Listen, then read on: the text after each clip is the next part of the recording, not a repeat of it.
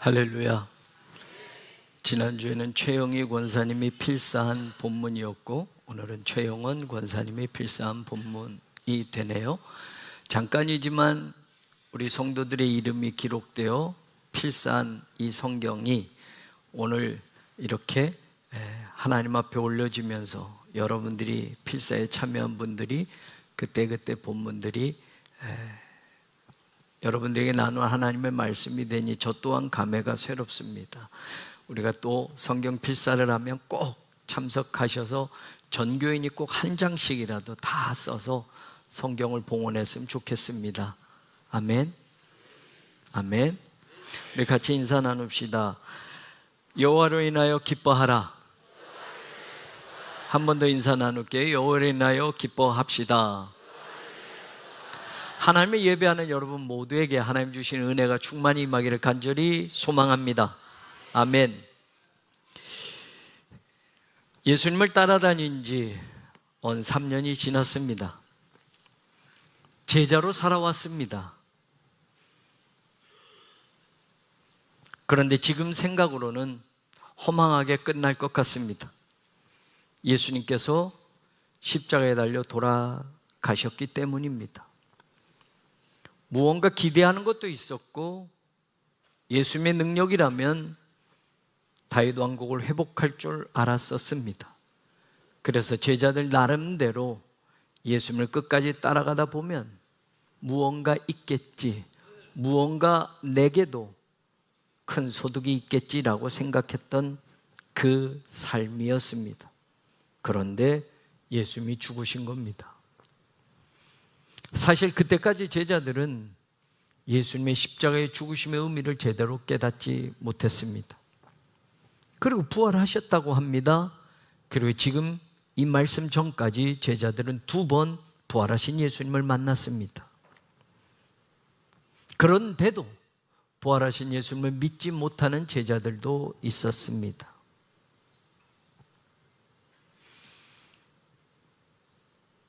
예수님이 부활하셔서 갈릴리로 가라라는 말씀을 남기셨고, 그래서 제자들은 첫 번째, 두 번째 예수님이 나타나셨을 때는 문들을 걸어 잠그고 집 안에서 꼼짝 않고 나가지 않았었습니다.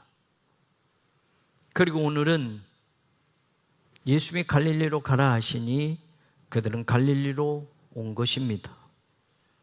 갈릴리는 그들의 옛날의 삶의 자리였습니다. 거기서 고기 잡다가 예수님을 만났고 3년 전에 예수님의 제자가 되겠다고 따라갔던 삶이 시작된 곳이었습니다. 그런데 막상 곁에 예수님은 지금 계시지 않는 겁니다. 갈릴리로 가라 하셨지만 거기서 무엇을 해야 할지, 거기서 어떤 삶을 시작해야 할지는 말씀을 하지 않았던 겁니다. 그러니 오늘 베드로가 하는 첫 마디가 나옵니다. 나는 물고기 잡으러 가노라. I'm going out to fish. 나 옛날에 3년 전에 고기 잡았던 어부였잖아. 갈릴리로 왔으니 옛날 삶의 그 자리로 한번 가볼래. 나 고기 잡으러 간다 라고 첫 마디가 갈릴리에 와서 외치는 소리가 나 고기 잡으러 간다. 그러자 다른 제자들도 We will also go with you. 우리도 너와 함께 갈게. 갈 거야. 네가 고기 잡으러 간다면 우리도 같이 따라갈게 라고 제자들이 외칩니다. 갈릴리로 가라 그래서 갈릴리로 왔지만 갈릴리에서 아직 어떤 말씀을 듣지 못했으니 그들은 옛날 삶의 자리로 돌아가는 겁니다. 다시 그물을 붙잡는 겁니다. 베드로의 선창, 난 고기 잡으러 간다. 나머지 제자들 6명은 후렴구처럼 우리도 같이 갈게 라고 외치는 그 음성이 오늘 갈릴리에 들려오고 있습니다. 베드로를 따라 나섰던 제자들 배에 올랐습니다. 고기를 잡기 시작합니다. 대략 3년 만에 다시 잡아보는 그물입니다. 3년 전에 예수님을 만나고 그물과 배를 버려두고 예수님을 무작정 쫓아나셨던 이후 어부였던 그들의 손에서 그물을 다시 잡게 될 줄은 몰랐습니다. 지금은 주님이 계시지 않습니다.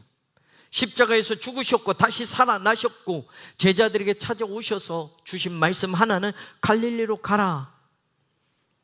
거기서 내가 너희를 만날 것이다. 언제인지 모르지만 제자들은 갈릴리로 돌아와 배운 게 도둑질이라고 다시 그물을 가지고 배를 타고 나가서 고기를 잡는 것을 시작합니다. 이제 주님이 계시지 않으니 고기잡이 어부의 생활로 돌아가야 하는 건지, 다시 주님이 뭘 하라고 무언가를 맡기실 건지 아무것도 지금 정해진 게 없습니다. 그래서 무작정 다시 그물을 잡은 겁니다. 고기잡이 어부로 다시 돌아가 보는 겁니다. 어쩜 다시 잡은 그 그물을 잡은 손이 3년 만이니 떨렸을지도 모릅니다. 아니, 어쩌면 3년 전에 그 그물잡이 어부로 살았던 그 삶을 다시 생각하며 그 그물을 잡은 손을 더 꽉 힘있게 쥐고 있었을지 모릅니다. 의욕만 앞섰지 그 밤에 아무것도 잡지 못했습니다. 3년 동안 고기잡이를 안 했으니 이거 고기잡이 이 어부의 삶을 너무 오랫동안 쉰 거 아니야? 라고 생각했을 수도 있겠습니다. 3년 동안 갈릴리 해변에 배를 띄워본 적이 없으니 그 사이에 고깃대가 어디로 갔는지 모르게 된 거 아니야? 아마 그런저런 생각들을 했을지도 모르겠습니다. 날이 새어갑니다. 한 8, 90m 정도 떨어진 저 밑에서 어떤 사람이 말합니다. 고기 있어, 고기 좀 잡았어 라는 소리입니다. 아니요, 한 마리도 없어 라고 대답합니다. 그러자 저기 밑에 8, 90m 정도 떨어진 그곳에서 그 사람이 배 오른편에 그물을 한번 던져보시오. 그 말을 던졌더니 엄청난 고깃대가 그 그물에 잡혀서 올리지 못할 정도였습니다. 그때 요한이 베드로에게 말합니다. 주님이신 것 같다. 저기 계신 분 주님이야. 그러자 베드로는 겉옷을 두르고 바다로 뛰어들어 주님 앞으로 나갑니다. 14절은 이것은 예수께서 죽은 자 가운데서 살아나신 후에 세 번째로 제자들에게 나타나신 것이다 라고 세 번째라는 말을 요한은 강조하며 이때의 장면을 설명하고 있습니다. 세 번째라는 말은 첫 번째, 두 번째 부활하셔서 제자들에게 나타나셨다는 말을 인정하는 겁니다. 세 번째라는 말이 첫 번째와 두 번째를 연결해 줍니다. 그래서 첫 번째 부활하셔서 나타나셨던 때는 20장 19절에 이날 곧 안식 후 첫날 저녁 때에, 안식 후 첫날은 바로 부활하신 그날입니다. 주일 저녁 때에 제자들이 유대인들을 두려워해서 모인 곳에 문들을 닫아 걸고 숨어 있었는데 예수께서 오셨습니다. 그리고 너희에게 평강이 있을지어다 말씀합니다. 그리고 바로 이어서 20장 21절에 아버지께서 나를 보내신 것 같이 나도 너희를 보내노라. 첫 번째 부활하신 바로 그날 저녁 때 제자들을 찾아오셔서 주님이 말씀하십니다. 이때까지 제자들은 예수님이 살아나셨다는 걸 의심하는 사람들도 대부분이었습니다. 그러니 아버지께서 나를 보내신 것 같이 나도 너희를 보낸다라는 말이 무슨 뜻인지도 알 수 없습니다. 이해하지 못하는 말씀을 합니다. 그냥 각자 알아서 도생해라, 흩어져라, 알아서 살아가라, 어떤 일을 하라, 무슨 말인지 알 수 없었습니다. 두 번째 예수님이 나타나십니다. 20장 26절에 보면 여드레를 지나서 부활하신 지 8일이 지나서 두 번째 제자들에게 오신 겁니다. 여전히 그들은 집 안에 있을 때, 여전히 그들은 밖에 유대인들이 무서워서 문들을 닫아놓고 숨어 있었던 그때입니다. 부활하신 지 8일이 지났는데도 밖으로 나가지 못했던 겁니다. 첫 번째 오셔서 내가 너희를 보내노라 말씀하셨지만 그 말이 무슨 뜻인지도 모르고 여전히 유대인들에게 혹 해를 당할까 봐 예수님이 십자가에 죽으신 것처럼 자기들도 혹 예수님과 연루되어서 어떤 어려움을 당할까봐 그들은 8일이 지나도 여전히 문들을 걸어 잠그고 집안에 있었습니다. 그때 두 번째 나타나신 겁니다. 여전히 똑같이 평강이 있을지어다. 세상이 아직도 무섭습니다. 예수님과 연루되어진다는 것이 두렵습니다. 어떤 불똥이 떨어질지 모르고 어떤 불이익을 당할지 모르니 그들은 여전히 부활하셨다고 하는 예수님을 만났는데도 밖으로 나가지도 못하고 있었습니다. 그리고 21장 1절 오늘 말씀이 이야기합니다.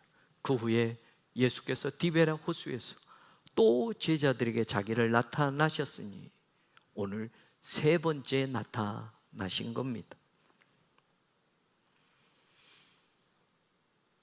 그 세 번째 나타나신 날은 여드레를 지나라는 두 번째보다 얼만큼이 더 지났는지는 모르지만 40일이 지나서 오순절에 성령 강림이 있고 예수님이 승천하셨으니 대략 갈릴리로 가라, 그리고 거기서 만나고 예수님이 승천하시게 되는 그 과정을 보면 거의 40일이 임박한 그때가 아닌가.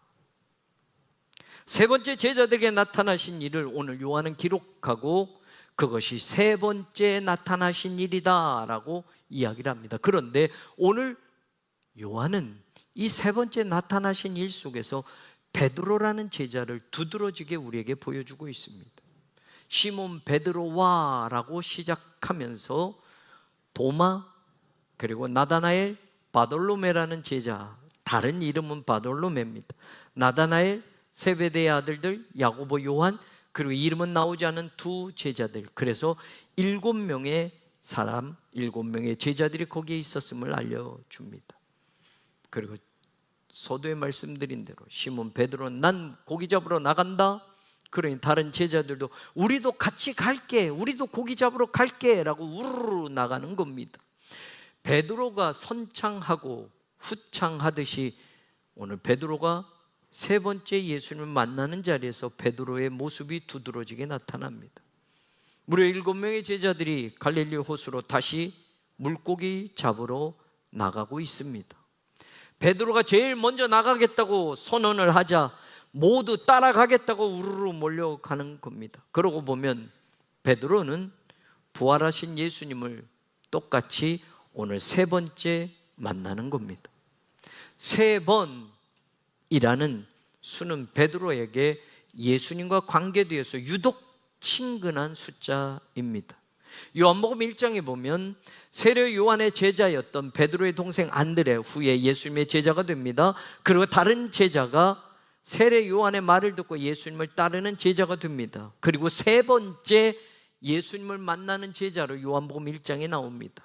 1장 40절에서 42절에 보면 요한의 말을 듣고 예수를 따르는 두 사람 중에 하나는 시몬 베드로의 형제 안드레라. 그가 먼저 자기 형제 시몬을 찾아 말하되 우리가 메시아를 만났다. 한번 가서 봅시다. 만납시다. 그래서 예수께로 베드로를 데리고 오니 예수님이 처음 베드로를 만나면서 요한의 아들 시몬아, 너는 장차 게바라는 이름을 갖게 될 것이야. 베드로라는 이름을 갖게 될 것이야. 이때가 베드로가 예수님의 12제자 가운데 세 번째로 예수님을 만나는 장면입니다. 또 우리가 잘 아는 대로 베드로는 예수님을 세 번이나 부인합니다. 그리고 오늘 세 번째 또 제자들을 찾아오신 예수님을 베드로도 부활하신 후에 세 번째 만나는 겁니다. 그리고 오늘 이 본문은 더 특별하게 베드로에게로 연결이 되면서 예수님은 세 번째 찾아오신 예수님은 세 번 자신을 부인한 베드로에게, 제자들 가운데 세 번째 예수님을 소개받은 그 베드로에게 세 가지의 질문을 던집니다. 17절에 보면 세 번째 이르시되 요한의 아들 시몬아 네가 나를 사랑하느냐 하시니, 세 번째로 만난 제자였고 예수님을 그러나 바로 따라 나서지 않았던 베드로였습니다. 예수님을 세 번이나 부인한 제자였고 심지어는 모두 주를 버려도 나는 결코 버리지 않습니다, 장담했던 베드로였습니다. 그 말을 듣고 예수님은 그래? 라고 한 것이 아니라 아니야, 닭 울기 전에 넌 나를 3번 부인할 거야 라고 말하자 그쯤 되면 수그려야 하는데 베드로는 그 말을 듣고도 내가 주님과 함께 죽을지언정 주님을 부인하지 않겠습니다, 장담했던 베드로였습니다. 그런데 예수님의 말대로 그는 결국 예수님을 3번 부인하게 됩니다. 부활하신 예수님이 3번 찾아왔습니다. 나는 물고기 잡으러 갈 거야 라고 외치던 그 베드로에게 다른 제자들도 데리고 고기 잡으러 다시 그물을 잡는 업으로 돌아가는 베드로에게 그것이 삶의 자리로 돌아갔다라고 말할 수 있는지는 모르겠지만 갈릴리로 와서 다시 그물을 잡은 그 베드로에게 3번째 찾아오셨습니다. 그리고 그 베드로에게 오늘 예수님은 똑같은 물음을 던지십니다. 네가 나를 사랑하느냐? 다시 그물을 붙잡고 고기 잡으러 나간 그때 3번째 찾아오셔서 예수님을 3번 부인한 베드로에게 예수님은 오늘 물으십니다. 15절에 보니 이 사람들보다 나를 더 사랑하느냐? 17절에 보니 3번째 네가 나를 사랑하느냐 하심으로 베드로가 근심해서 주님 모든 것을 아시니 주님을 사랑하는 줄 주님께서 아십니다.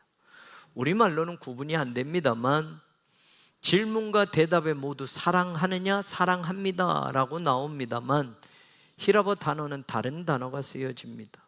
15절에 처음 요한의 아들 시몬아 네가 이 사람들보다 나를 더 사랑하느냐 라고 물으실 때는 우리가 흔히 말하는 아가페의 사랑, 하나님의 사랑, 무조건적인 사랑, 그 사랑, 모든 걸 다 희생해서라도 사랑하는 그 사랑, 그 사랑으로 그 단어를 가지고 예수님이 베드로에게 물은 겁니다. 네가 죽을지언정 나를 부인하지 않겠다고 했으니 정말 네 목숨 걸고 나를 사랑하느냐 아가페의 사랑으로 사랑하느냐라고 첫 번째 그렇게 물었지만 베드로는 그 처음처럼 예 제가 아가페의 사랑으로 사랑합니다, 죽을지언정 주님 부인하지 않겠습니다 라고 이번에는 대답하지 못합니다. 필로세이 아가페의 사랑 아니고요 필레아의 사랑으로 사랑합니다. 베드로의 대답이 달라졌습니다. 두 번째 예수님이 또 묻습니다. 나를 사랑하느냐 아가페의 사랑으로 또 묻습니다. 그런데 두 번째도 똑같이 베드로는 필레아의 사랑으로 사랑합니다. 그런데 세 번째 질문에서 예수님의 사랑이 달라집니다. 네가 필레오의 사랑으로 나를 사랑하니? 라고 묻자 베드로가 근심하면서 말합니다. 예, 제가 주님을 필레아의 사랑으로 사랑하는 것입니다. 주님께서 다 아십니다. 예수님은 처음과 두 번째는 아가페의 사랑으로 사랑하느냐? 옛날 호기 있게 다 부인해도 나는 부인하지 않습니다. 나 주님과 함께 죽어도 주님 부인하지 않겠습니다 했던 그 열정, 그 사랑처럼 정말 나를 사랑하느냐? 네 목숨 걸고 사랑하느냐? 헌신적으로 사랑하느냐? 희생하며 사랑하느냐라고 물으니 그 사랑으로 대답하지 못했습니다. 그리고 세 번째 질문에서는 그래 네가 나를 필레아의 사랑으로 사랑하느냐 물으니 똑같이 필레아의 사랑으로 사랑한다라고 대답합니다. 그런데 여러분 이 질문하는 예수님은 15절, 16절, 17절에 베드로를 부르시는 호칭이 이렇게 됩니다. 요한의 아들 시몬아라는 겁니다. 이제껏 3년 동안 예수님의 제자가 된 후에는 베드로야 베드로야 베드로야 네가 시몬이지만 앞으로는 반석이란 이름으로 불려질 거야 라고 3년 동안 베드로란 이름으로 불려졌던 그 베드로에게 예수님을 만나기 이전의 이름 시몬, 아버지 요한의 아들 시몬아 라고 계속 예수님은 이렇게 베드로를 호칭했던 겁니다. 베드로란 이름이 아니라 예수님을 만나기 이전에 그 이름으로 예수님은 그를 부르시면서 나를 사랑하느냐고 물으셨던 겁니다. 안드레의 손에 이끌려 3년 전 처음으로 예수님을 만났던 베드로, 그때 예수님은 너는 게바라 하리라, 베드로라 하리라 라는 이름을 들었지만 그때 바로 예수님을 따르는 제자가 되지 못했습니다. 이제 세상 부활하신 예수님이 오셔서 베드로를 부르시는데 옛날 이름을 부르고 계십니다. 예수님과는 베드로라는 이름이 친숙했는데 오히려 옛날 이름을 부르시니, 육신의 이름을 부르시니, 세상에서 살 때의 이름을 부르시니 예수님이 지어준 이름이 아니라 아버지가 지어준 이름 시몬으로 부르시니 베드로는 살짝 긴장이 더 됩니다. 모두 주를 버릴지라도 나는 결코 버리지 않습니다. 3번이나 부인할 거야 라고 말하시지만 아니요, 죽어도, 주님과 함께 죽어도 나는 부인하지 않습니다 라고 장담했던 베드로였습니다. 그래, 네가 그랬던 것처럼 이 사람들보다 나를 더 사랑하느냐? 3번이나 물으시자 베드로는 근심하면서 주님, 모든 걸 다 아시지 않습니까? 내가 부인했던 것, 내가 연약했던 것, 입으로만 떠들었던 것, 3번이나 부인한 이 못난 저를 주님 알고 계시지 않습니까? 다른 제자들보다 저는 더 용감할 줄 알았는데, 다른 제자들보다 더 주님 사랑한 줄 알았는데, 다른 사람 다 부인해도 나는 부인하지 않을 줄 알았는데, 내가 주님과 함께 죽는 데까지 같이 갈 줄 알았는데 다른 제자들보다 결코 용감하지도 못했고 더 사랑하지도 못했다는 걸 주님은 다 알고 계시지 않습니까? 여러분, 그 사람 참 착해라고 하면 착하다라는 건 참 좋은 겁니다. 나쁜 게 아닙니다. 그런데 그 착하다라는 착할 선자에 홀로 독자가 붙으면 나쁘게 바뀝니다. 착한 건 좋은 건데 거기에 혼자라는 글이 붙으면, 독선이 되면 나만 착하고 다른 사람은 다 나쁜 게 되는 겁니다. 그래서 자기 주장을 독선적으로 합니다. 자기 주장만 옳은 것처럼 내세웁니다. 그럴 때 그 사람 참 독선적이야 라고 말합니다. 내가 주장하는 만큼 다른 사람의 주장도 들어야 하는데, 내가 내놓은 의견만큼 다른 사람의 의견도 중요한데 독선적이 되면 나만 옳다고 주장하고 다른 사람의 주장은 무시해 버립니다. 독선적이게 되면 나만 옳고 다른 사람은 다 틀려라고 말합니다. 베드로는 다른 제자는 예수님 다 버려도 나는 안 버려요 했던 사람입니다. 독선적인 신앙입니다. 우리가 예수 믿어도 똑같이 같은 교회를 다녀도 나만 독선적인 신앙을 주장하는 사람도 있을 수 있습니다. 나는 달라, 나는 똑같은 장로여도 아무개와는 달라, 나는 똑같은 성도여도 누구와는 달라, 다른 사람 다 버려도 나는 안 버려, 나는 주님과 함께 죽을지언정 주님을 나는 부인하지 않을 거야. 베드로가 그랬던 사람입니다. 그 말을 듣고도 넌 나를 3번이나 부인할 거야 라고 하셨는데도 자기 수준을 깨닫지 못하고 한술 더 떠서 주님과 함께 죽을지언정 부인하는 일 없습니다 장담했던 베드로입니다. 다른 제자들은 감히 이렇게 못할 겁니다. 다른 제자들은 다 도망치고 말 겁니다. 그러나 나는 주님 죽는 데까지 따라갈 거예요. 그래서 예수님이 오늘 3번째 찾아오셔서 3번 부인한 그 베드로에게 15절에 이 사람들보다 나를 더 사랑하느냐? Do you truly love me more than this? 진짜로 이 사람들보다 나를 더 사랑하느냐? 그런데 여러분, 우리말로는 이 사람들보다라고 되어 있지만 영어 성경에는 more than these, 이게 중성명사로도 히라보에는 나오기 때문에 이 사람들이 아니라 이것들보다로도 해석할 수 있습니다. 무슨 말이냐? 조금 전에 베드로는 다시 그물을 잡고 고기를 잡았는데 어마어마한 고깃대를 낚았습니다.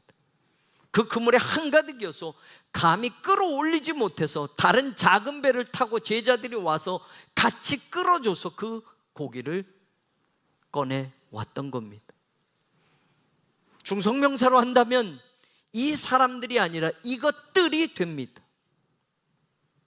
수많은 물고기, 세상의 성공보다, 세상의 물질보다, 세상에서 출세하는 것들보다 네가 나를 더 사랑하느냐?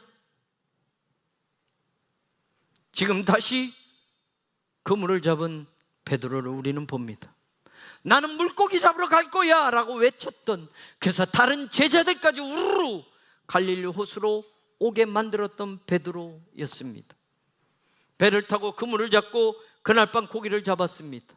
숫자가 153마리, 우린 153마리 뭐 대단해 라고 생각할지 모르지만 당시의 배와 당시의 그물로 153마리는 엄청난 고깃대였던 것 같습니다. 이미 3년 전에 예수님을 따르겠다고 하면서 다 버려두고, 그물과 배를 버려두고 예수님을 따르니라 성경은 이야기하지 않습니까? 그 버려두었던 것을 다시 붙잡고 있습니다. 3년 제자로 살아봤고, 예수님은 이제 십자가에서 돌아가셨고, 당장 이제 뭐 먹고 사나 걱정도 되어서 다시 갈릴리로 돌아와 이전의 삶으로 돌아가 그물을 붙잡은 어부 베드로에게 예수님이 이 모든 것들보다 나를 더 사랑하느냐라고 물으시는 의미, 바로 그런 의미가 이 질문 속에 포함됩니다. 사실 예수님을 따르는 제자로 살기보다는 예수님 믿고 대박나는 인생, 축복의 인생이 되기를 우리는 바라지 않습니까? 여러분들 가운데 예수님을 믿지만 나는 예수님을 따라가는, 예수님과 함께 죽는 자리까지 따라가는 제자는 아니고요, 예수님 믿고 이 세상에서 출세하고 이 세상에서 성공하고 내 직장에서 승진하고 돈 잘 벌고 내 자식도 그렇게 살기를 바라는 예수 믿는 그 믿음이 오늘 우리의 믿음 아닙니까? 특별한 사람만 예수님이 내 제자로 따라오라가 아니라 예수 믿는 이 시대의 모든 사람들, 2000년 전의 모든 사람들에게도 무리로 남지 말고 나를 따라오려거든 이라고 말하지 않았습니까? 예수 믿기로 결단했다면 이것들보다 나를 더 사랑하느냐라는 이 질문을 우리도 똑같이 패스해야 합니다. 그러나 우리는 예수님은 믿어요, 교회는 다녀요, 그런데 제자까지는 아니고요, 예수 믿고 좀 출세하고 싶습니다, 예수 믿고 성공하고 싶습니다, 예수 믿고 내 자식들도 잘 살고, 이 모은 물질들 끊어지지 않고 더 지금 창고보다 더 큰 창고를 지어서 살게 해 주십시오. 더 성공하게 해 주십시오. 더 돈 잘 벌게 해 주십시오. 더 세상에서 위대한 사람, 높아지는 사람 되게 해 주십시오. 사실 우리의 믿음은 여기에 포커스가 맞춰져 있지 않습니까? 예수를 믿고 따르겠다는 결단은, 제자로 살겠다는 결단은 절대 아닙니다. 예수님 3년 따라다녀 봤더니 손에 가진 거 하나도 없네요. 제자로 사는 거 이 세상에서 메리트가 하나도 없습니다. 그러려면 차라리 세상으로 들어가 더 출세하고, 세상으로 가서 더 금을 던지고, 더 고기 잡아서 자식들도 건사하고 집도 사고 돈도 좀 버는 게 더 좋았을 것 같습니다. 오늘 베드로에게 와서 다시 그물을 붙잡고 고기를 던졌던, 그리고 가득 만선의 기쁨을 몇 년 만에 느껴보는 그 베드로에게 너 이 기쁨보다 나를 더 사랑하느냐, 단순히 다른 제자들보다 나를 더 사랑하느냐라기보다는 너 이 세상의 그 화려한 것들, 이 세상에 그동안 추구했던 그 모든 것들, 성공, 물질, 그 모든 것들보다 more than this, do you truly love me? 나를 진짜 그것들보다 더 사랑하느냐? 내가 붙잡고 살던 성공의 그물, 예수 믿고 출세의 배를 버리지 못하고 그 배를 힘껏 저어 살던 내 인생, 지금보다 더 많은 돈 벌고 지금보다 더 높은 자리에 앉게 해달라고, 더 큰 배를 장만하게 해달라고, 더 많은 그물을 던지며 배 한 척이 두 척, 세 척이 되게 해달라고, 예수 믿고 좀 성공 좀 하게 해달라고 우린 그렇게 예수님을 믿어오지 않았습니까? 지금 예수님의 질문, 그 질문과 사랑이라는 단어 사용해서 우리는 베드로의 그 독선적인 사랑을 치유하시고 베드로의 3번씩이나 부인했던 그 부끄러움을 깨끗이 씻어주시는 예수님의 그 마음을 느낄 수 있게 됩니다. 베드로란 이름으로 부르지 않고 요한의 아들 시몬아라고 계속 부르시면서 이 질문을 던지는 예수님, 여전히 시몬이라는 이름처럼 갈대처럼 흔들리고 있는 세상의 그 바람이 이리 불면 이리 가고 저리 불면 저리 가고 세상에서 좀 내 마음을 주님께로 향한 줄 알았더니 어느새 돈에, 어느새 세상 성공에 쏠리고 있는 그 흔들리는 내 마음처럼 오늘 흔들리는 시몬아라고 부르시는 예수님, 반석이라고 하는 베드로로 쓰임받게 될 것을 예수님이 기대하고 계셨는데 여전히 부족한 내 모습. 그래서 이 질문 후에 더 성경을 읽어보면 18절 19절에 보면 네가 젊어서는 스스로 띠를 띠고 원하는 곳으로 다녔지만 늙어서 네 팔을 벌리리니 남이 네게 띠를 띄우고 원하지 않는 곳으로 데려가 가리라.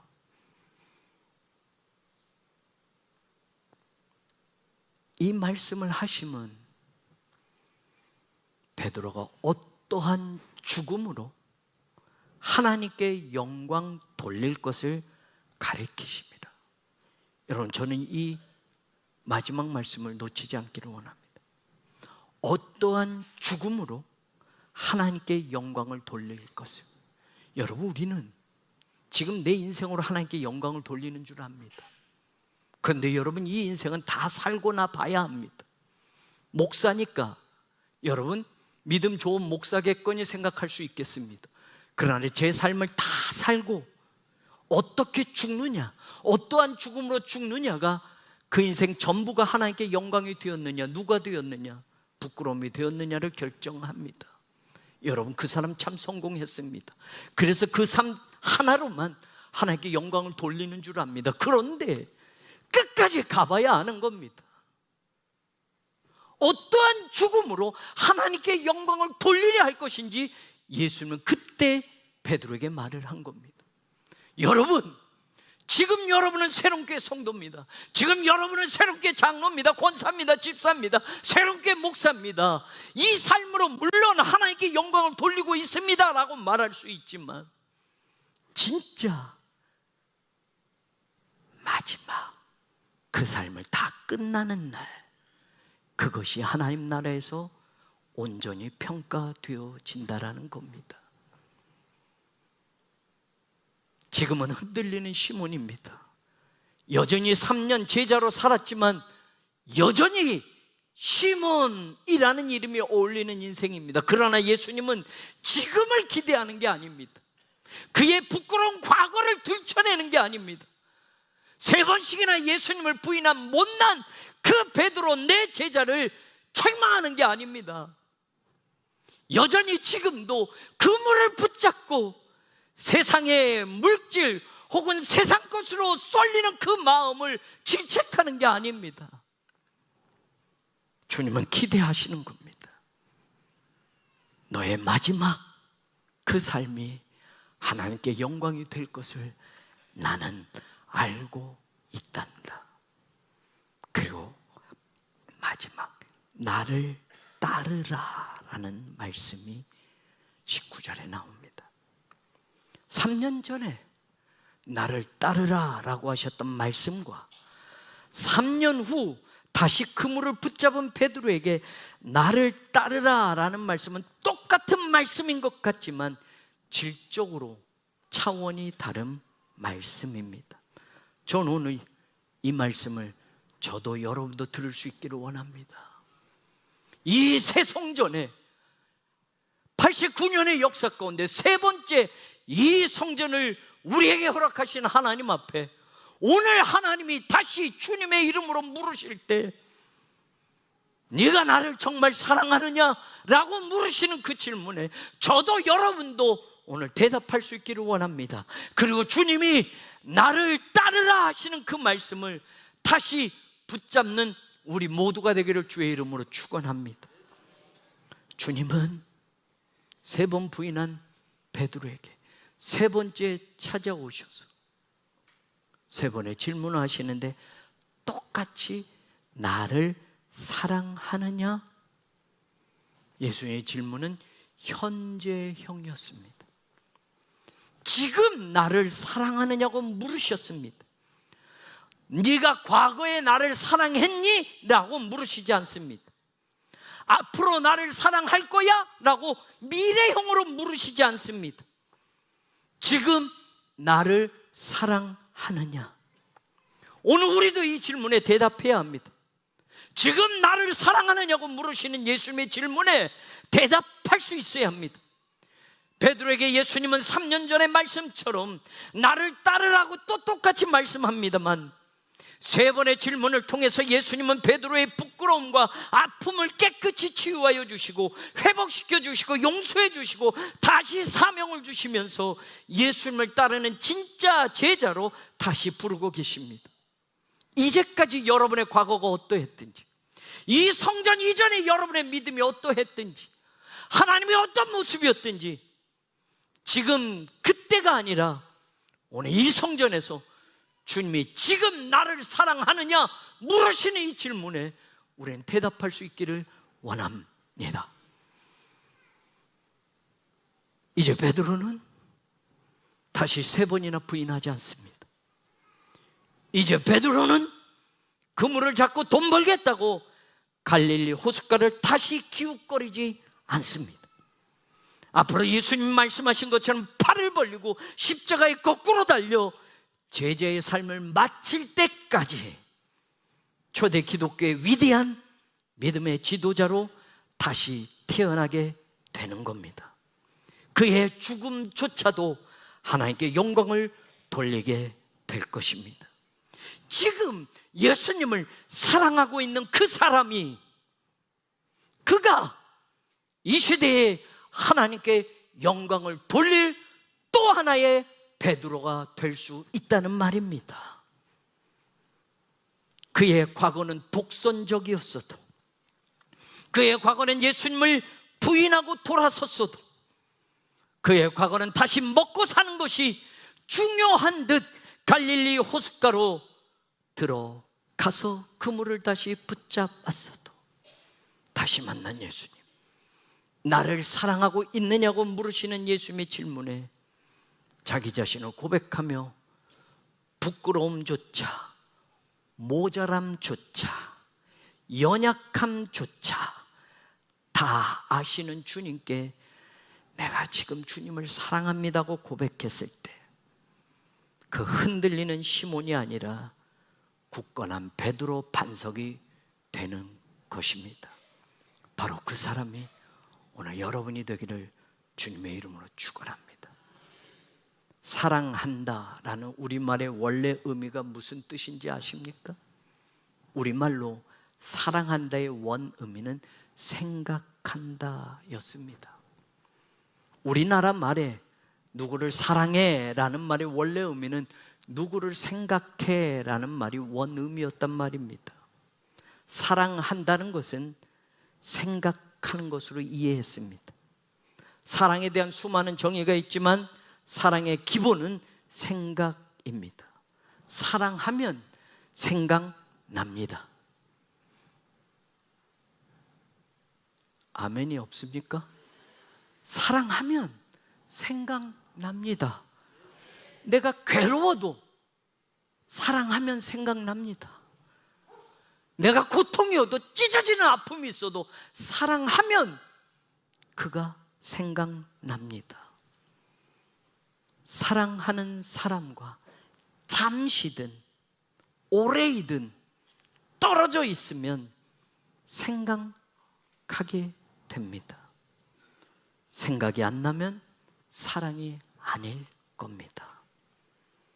하나님이 우리를 사랑하시니 우리를 생각하고 잊지 못하시는 겁니다.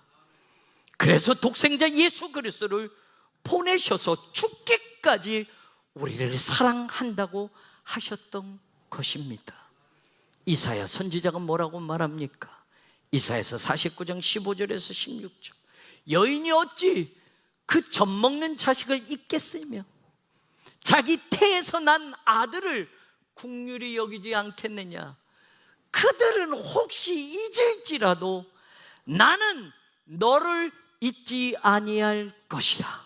I will not forget you. 나는 너희를 잊어버리지 않을 거야 라고 말씀합니다. 왜요? 그 다음에 말합니다. 내가 너를 내 손바닥에 새겼고 I have engraved you on the palms of my hand.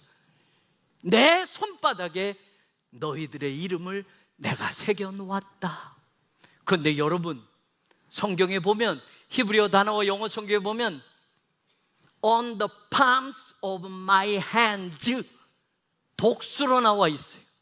예수님이 우리를 양손바닥에 다 engraved, 새겨놓았다라고 말합니다. 그러니 어찌 너희를 잊을 수 있겠느냐? 날마다 이 손바닥이 펼쳐지면서 너희를 기억하는데 I will not forget you. 나는 너희를 잊지 못해. 이 말은 뭡니까? 나는 너희를 사랑해. 나는 너희를 날마다 생각하고 있어 라는 말씀을 하고 계시는 겁니다. 하나님의 사랑은 우리를 잊지 않으시는 사랑입니다. 우리가 하나님과 원수 되었을 때조차도 하나님은 우리를 잊어버리지 않으셨습니다. 우리가 죄로 인하여 하나님께 엄청난 담을 쌓고 살아도 하나님을, 우리를 잊어버리지 않으셨던 겁니다. 우리를 양손바닥에 새겨놓으시고 날마다 기억하시고 날마다 생각하신 그 사랑이 우리를 향한 사랑이었다라는 말입니다. 이제 우리가 그 사랑을 주님께 고백하면서 우리에게 주신 이 아름다운 성전에서 주님의 일을 시작하는 겁니다. 이제 우리가 절대 잊지 않겠다고, 언제나 주님만 생각하겠다고 우리의 사랑을 고백할 수 있기를 바랍니다. 세 번째 찾아오셔서 세 번째 사랑하느냐고 똑같이 물으신 예수님의 물음에 이제 우리도 베드로처럼 내가 주님을 사랑합니다, 내가 주님을 사랑합니다, 내가 주님을 사랑합니다 고백할 수 있기를 바랍니다. 그 사랑은 예수님만 생각하며 살겠다고 하는 신앙의 다짐이요 결단이 되어서 우리도 우리의 생을 다하는 그날까지 하나님께 영광을 돌리는, 하나님만을 사랑하는 복된 하나님의 자녀들이 되기를 주님의 이름으로 축원합니다. 그 사랑의 고백을 가지고 우리는 이 새 성전에서 새로운 신앙의 발자국을 다시 남겨가는 성도들이 되기를 바랍니다. 여러분이 시작하는 그 발걸음 뒤에 여러분의 이름이 선명하게 기억되어질 것이고 그 삶의 여정 가운데 하나님 우리를 절대로 잊지 않으시는 그 사랑 다하심이 우리 새로운 교회에, 우리 새롬교회 성도들에게 우리들 후손 대대로 하나님의 기억하는 교회, 하나님의 사랑이 머무는 성도로 우리는 이 땅에서 끝까지 쓰임받게 될 줄로 믿습니다. 같이 시작합시다. 다시 결단하고 다시 3년 후에 나를 따르라고 하시는 그 음성을 듣고 베드로가 또 시작한 것처럼 우리 교회 이 성전을 통해서 하나님이 이루실 그 아름다운 날들을 기대하면서 같이 걸어갑시다. 손잡고 격려하면서 함께 동행하는 우리 모두가 되기를 우리 주님 예수 그리스도의 이름으로 축원합니다.